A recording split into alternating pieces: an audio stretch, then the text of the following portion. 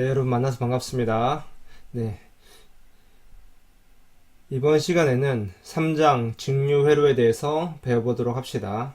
우리 지금까지 1장 전기에 대해서 배웠죠. 그리고선 2장 자기에 대해서 배울 차례인데 선생님이 2장을 건너뛰고 지금 3장 직류회로로 넘어왔습니다. 그 이유는 일단 전기를 배우고 바로 직류회로를 배워도 큰 지장이 없고, 그리고 직류회로를 좀 해둬야지 여러분들이 지금 전기 기기 수업을 할 때 좀 더 도움이 될 수 있을 것 같아요. 그래가지고 직류회로를 배우고 그 다음에 자기회로를 나가도록 하겠습니다. 그래서 3장 직류회로, 전기회로의 기초, 전기저항, 전류의 발열작용과 전력, 전류의 화학작용과 전지에 대해서 다루고 있습니다. 네, 페이지를 넘어서 우리는 110페이지도 건너뛰고 111페이지를 보도록 합시다. 그래서 바로 전기회로의 구성에 대해서 배워보도록 하겠습니다. 전류의 정의와 세기를 전하의 특성을 이용하여 설명할 수 있다. 저항기, 건전지 및 스위치 심벌을 이용하여 전기회로도를 그릴 수 있다. 전류, 전압 및 기전력의 크기 등을 분석할 수 있다. 네, 오늘의 학습 목표입니다. 전기가 흐를 수 있는 회로를 전기회로라고 하며, 전기회로에는 저항, 건전지, 스위치 등의 전기 소자가 전선으로 연결되어 있다.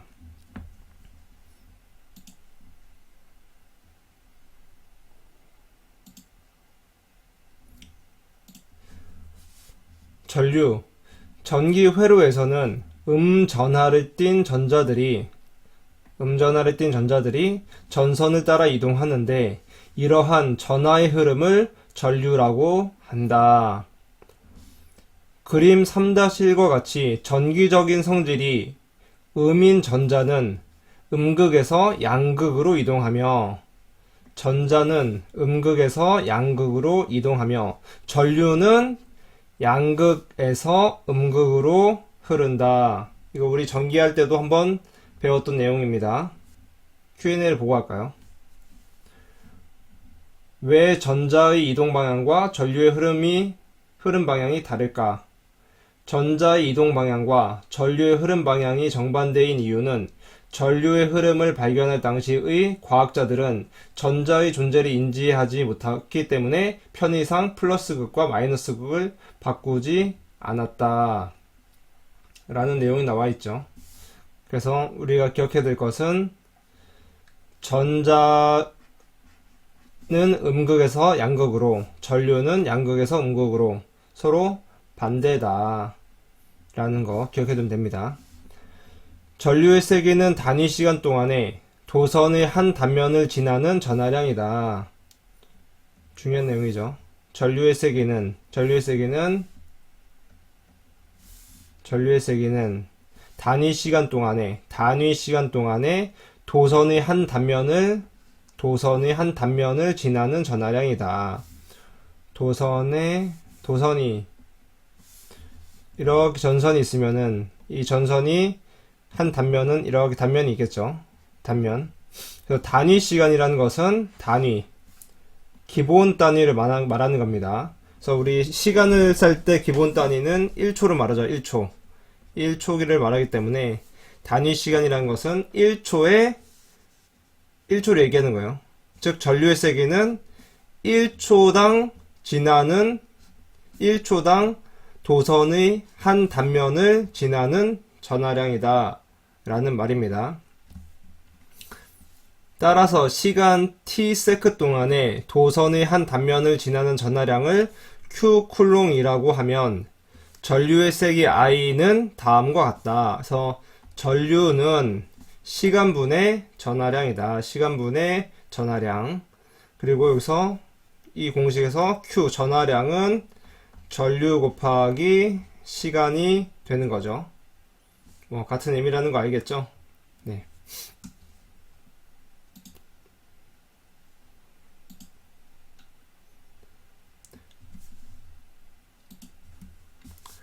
전류의 단위는 쿨롱 퍼 세크인 암페어를 사용한다. 그래서 A란 대문자 A를 사용합니다. 즉 1암페어의 전류는 1초 동안에 도선의 한 단면을 1쿨롱의 전하량이 통과하는 전류의 세기이다. 예를 들어 어떤 도선에 10세크 동안, 즉 10초 동안 200쿨롱의 전하가 통과하였다면 이 도선에 흐르는 전류의 세기는 다음과 같다. 200쿨롱 나누기 10초를 하면은 20암페어가 되죠. 즉 1초 동안 한 단면을 지나는 전하량이 20쿨롱이다 라는 의미입니다. 전자 한 개가 가지는 전하량의 크기 E는 1.602 곱하기 10의 마이너스 19승 쿨롱이므로 1암페어는 1초 동안 6.25 곱하기 10의 18승계의 전자가 도선의 단면을 이동한 것을 의미한다. 이것도 전기할 때 배웠던 내용이죠. 즉 전자 한 개가 가지는 전하량의 크기가 1.602 곱하기 10의 마이너스 19승계예요. 즉 엄청 작은 값이죠. 0.000000 쭉 가다가 1, 6, 0 이만큼 되니까 아주 작은 거죠. 즉 거기다가 1쿨롱이라는 것은 이런 전하량이 으로 나눠주면은 개수가 나오는데 그 개수는 6.25 곱하기 10의 18승 개가 된다는 겁니다. 즉 어떤 도체의 단면을 3세크 동안 일정하게 흐른 전류가 2암페어였다면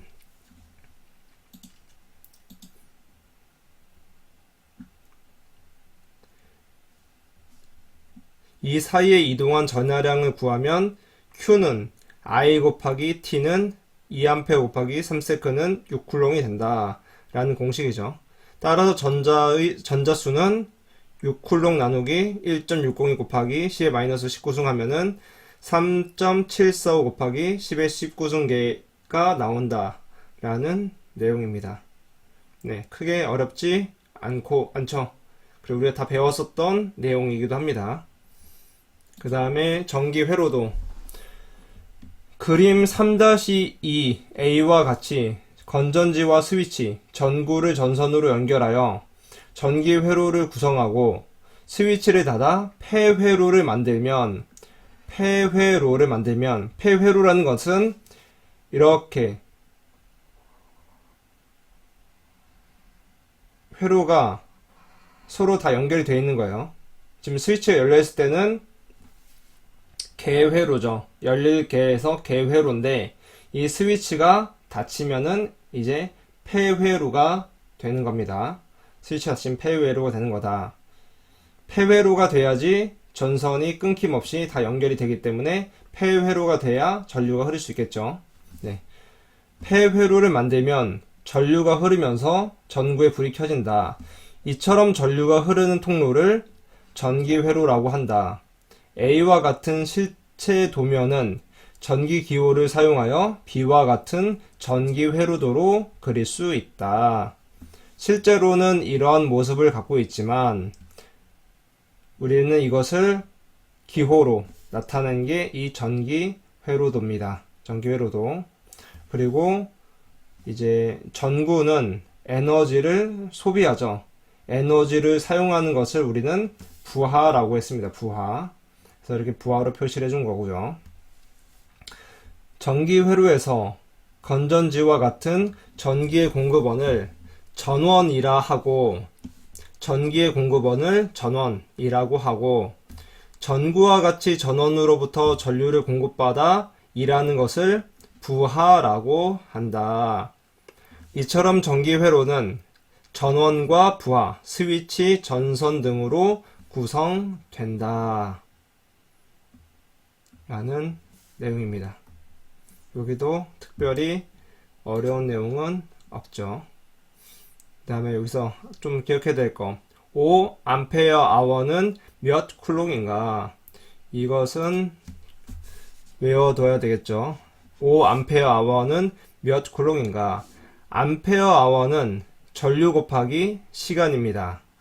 전하량 Q쿨롱은 전류 곱하기 시간이므로 단위 아워를 세크로 바꾸어 계산하면 5암페어아워는 1시간은 몇 초예요? 3600초죠. 그래서 5 곱하기 3600을 해서 실제로는 18000쿨롱이 된다라는 내용이에요. 그래서 이거는 암페어아워에 대해서 암기를 해야 될 내용이죠. 암페어아워는 곱하기 3600 곱하기 3600을 하면 된다라는 내용입니다. 그래서 학습 확인을 한번 해볼까요? 어떤 도선에 10초 동안 300쿨롱의 전하가 통과하였다면 이 도선에 흐르는 전류의 세기는 몇 암페어인가? 네, 여러분들한테 시간을 줄 테니까 한번 풀어보세요. 지금.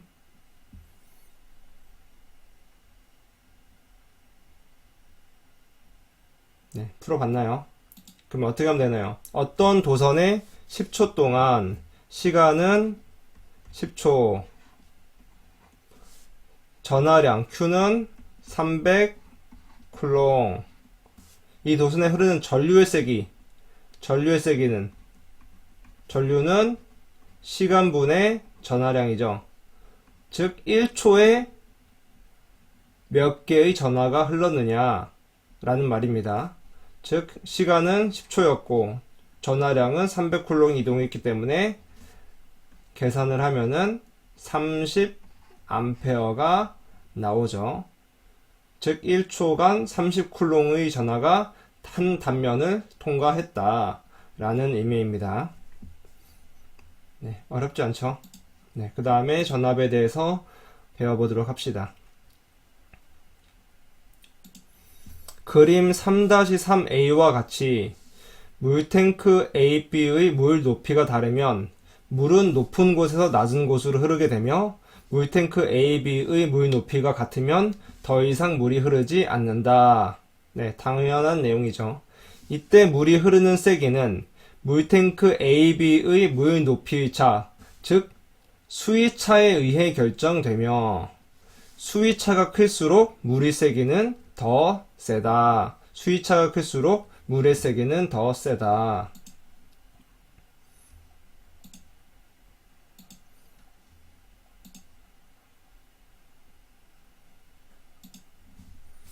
그림 3-3B와 같이 전위가 높은 A에서 전위가 낮은 B로 전류가 흐르게 되는데 전위가 높은 A에서 전위가 낮은 B로 전류가 흐르게 되는데 A 전위에서 B 전위를 향해 전기적 압력이 작용하기 때문이다. 이 전기적 압력을 전압이라고 하며 단위는 볼트를 사용한다. 그래서 전압이란 것은 전기적 압력이라고 생각하면 됩니다.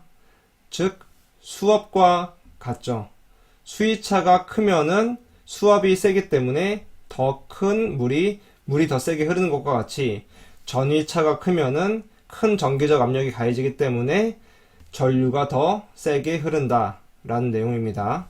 그래서 전압의 크기는 1쿨롱의 전하량이 이동할 때 하는 일의 양에 따라 정해진다. 이 말은 오른쪽에 위에 있는 이 내용을 말하는 거죠. 전에 배웠던 내용이에요. V는 Q분의 W 라고 해서 우리 기억하나요? 이것은 책 40페이지에 있었고 선생님이 수업을 했었던 내용이기 때문에 기억이 안 나는 학생들은 한 번 더 복습을 해두면 좋습니다. 그래서 V는 Q분의 W라는 공식 기억하고 있어야 됩니다. 그 다음에 기전력. 그림 3-3A에서 펌프는 물탱크 A, B 사이의 수위차를 만들어 계속해서 물이 흐르게 하는 역할을 한다. 펌프와 같이 전기 회로에서 전류를 계속해서 흐르게 하는 힘을 기전력이라고 하며 기전력 또는 E.M.F 이렇게도 씁니다. 일렉트로모티브 포스 이렇게 해가지고 E.M.F라고도 쓰는데, 전기 회로에서 전류를 계속해서 흐르게 하는 힘이라고 기억해 두면 됩니다. 단위는 전압의 단위와 같은 볼트를 사용한다. 그래서 전압과 기전력에 대한 정의는 미세하게 좀 다르긴 하죠. 다르긴 하지만 실제로 여러분들이 전기 공부를 하다 보면은 뭐 기전력이나 전압이나 뭐 그냥 비슷하게 생각을 해도 문제를 풀거나 이해를 하는데 큰 어려움은 없어요. 어쨌든 기전력, 전압 모두 전류를 흐르게 해주고 단위도 볼트를 사용하고 역할도 거의 비슷하기 때문입니다. 그 다음에 밑에 있는 내용은 한번 여러분들이 읽어보길 바랍니다. 네, 그러면은 이번 수업은 여기서 마치도록 하겠습니다.